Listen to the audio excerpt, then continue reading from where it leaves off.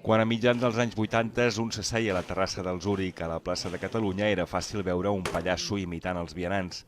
Era Luis Loco Brusca.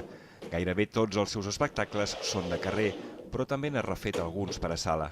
A pesar que aquí se siente una oscuridad que no es lo mismo que la calle y apagado y esta historia. A mí me interesa mucho este trabajo de meter a la gente en situaciones teatrales, ¿no? Porque la gente va al teatro a ver, pero aquí en este caso va a participar, ¿no? El Mr. X del Loco Brusca és una mena de Dr. Jekyll i Mr. Hyde. Inicialment és un ciutadà corrent, estressat per la feina i sense temps ni per fer un mos.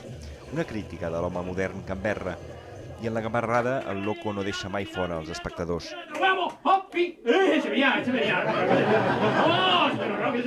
Educat en diverses tècniques de teatre gestual i fins i tot de dansa buto, aquest clown modern exhibeix un domini del cos captivador. Amb ell fa mutar el personatge inicial que es va desprenent de diverses pells fins a arribar a l'essència animal. El Loco Brusca gaudeix d'una notable projecció internacional, però poques sales li han donat l'oportunitat de presentar un muntatge com ara fa la Fènix. Un dels espectacles del Loco Brusca, Spearman, té ja 20 anys de vida. Amb Mr. X roman a la sala Fènix 2 setmanes de divendres a diumenge. Us ho ha explicat Víctor Giralt Junama.